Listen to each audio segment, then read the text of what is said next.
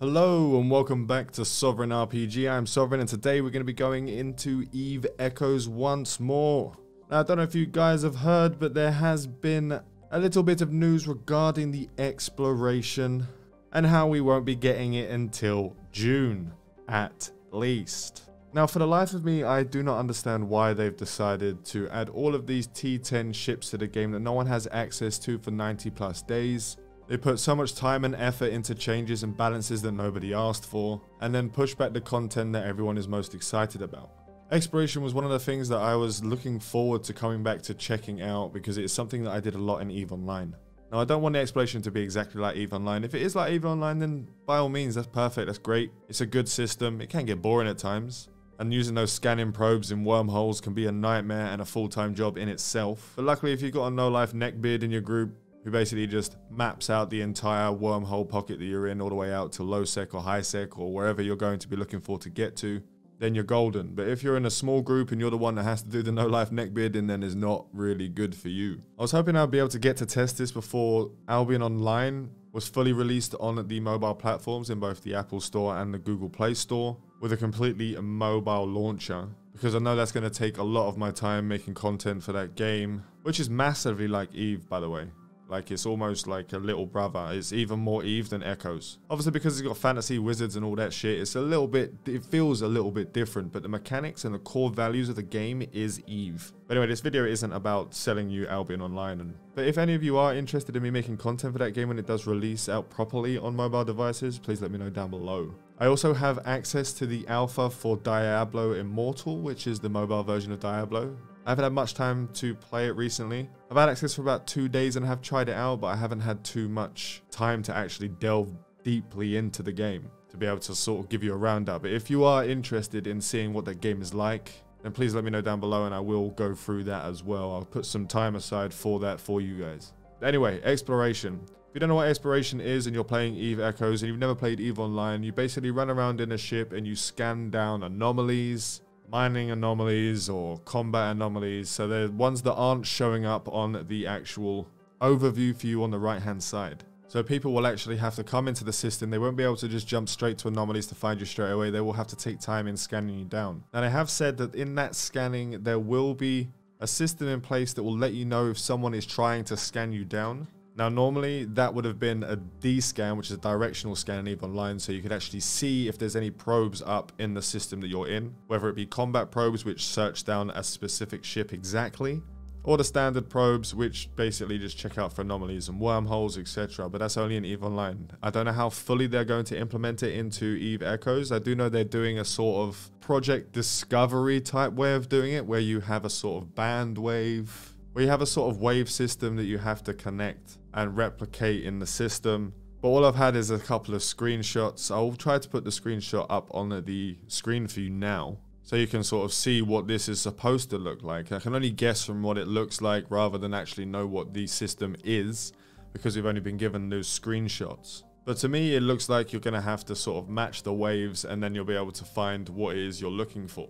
Now, as we know, some of the new T10 ships that were added are exploration focused. Now, I don't know if they're going to be locking exploration behind T10, because there are some lower ranked ships that were available back in launch, but they took some of them out because we didn't have archaeology and all that sort of stuff yet for the skills. Back in the beta, we used to use those sort of tier 4 frigates as haulers because the archaeology skill would raise the amount of cargo hold they had. And it was actually quite effective. It was actually really good. And then they took that out because scanning wasn't coming in for a good long while. Now, normally this would be me being pissed off, but I'm more disappointed than anything that this has been held back, especially since all of the changes that's been going on with the balance stuff. And I had high hopes for the balance changes, and so far I've been left with more disappointment because a lot of the changes that have been made were nothing that anyone asked for or needed. Like, there's so much I still have to go through, but most of the stuff that I've been testing out and checking recently has been a complete clusterfuck.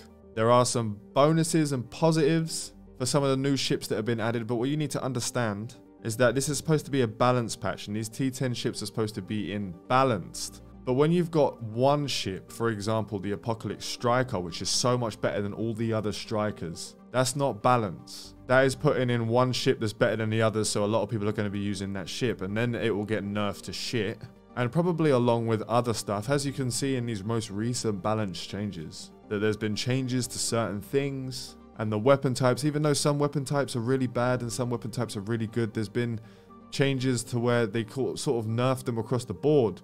So it just feels like these balance changes are stat dependent, like server side stats. They're seeing how many people are flying a certain kind of ship, then they're getting into their head that this ship is really good, so they need to nerf this ship. Or they see that storylines are only being run by battleships, so they nerf all of the large weapons all together at the same time. I can only see it as this way of development. I can't see it as any other way. There's no way in hell that there were players that actually asked for nerfs on battleships. And if they were, it's because they didn't understand the game itself. I mean, we can run around. What I don't get is, like, people are saying, oh, the Raven was too overpowered. The Raven's running around killing everything in PvP, blah, blah, blah, blah, blah. Do not use the lowest denominator of player, the one who plays the least, the one that has a less amount of skill involved in playing the game, as a baseline for your determination on what is balanced and what is not. It's like nerfing a ship because me and 3 other people in the game ran an Ashimu,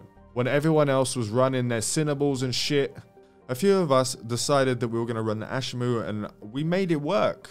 And it became the most powerful faction cruiser for PvP in the game. But balancing ships on whether or not one person or 10 people or 500 people have decided that that is not good. Like, I can't even get angry about it anymore. It's just pure disappointment in what I believed could have been such a beautiful thing. And now exploration's being held back. I have further incentive to not want to play the game. I mean, I know it's only 1 more month held back until June, but we don't know if it's going to get held back again. We don't know what time in June it's going to be. In a couple of months, not playing the game could be the difference between knowing what is going on in the game and what isn't going on in the game. Whether what ships are good, and then ships change, metas change. And if you're not playing it all the time and understanding what's happening all the time, then you're going to get left behind quite easily. SP isn't the be all end all. I can keep my accounts running, but then I won't know what ships people are flying, what systems they're flying them in, where they're flying them in storylines, if they're flying them in nullsec and lowsec, what ships, what fittings, blah, blah, blah. And without incentive to actually wanting to be in the game, it's getting quite difficult to... I know this was supposed to be an exploration announcement for it being held back, and then it started talking about other stuff, but I've got a lot of stuff on my mind when it comes to EVE Echoes, and as I've said 100 times already, the amount of disappointment I'm having as it gets closer and closer to what they're thinking is supposed to be, what the game is supposed to be like, even though the players are generally, mostly, giving some feedback to the devs that they should be handling on a case-by-case basis rather than just using server-side stats, which helps no one. But anyway, that is all we have for today. I have got the armor video coming up. I had a few things I had to test before I could actually release the video itself. So make sure to look out for that. I want to say a huge thank you to all my patrons. Without you guys, I wouldn't be able to continue doing what I'm doing. If you'd like to find out how to become a patron and how to get early access to my content, please look down in the description. Fly safe and avoid local chat scams.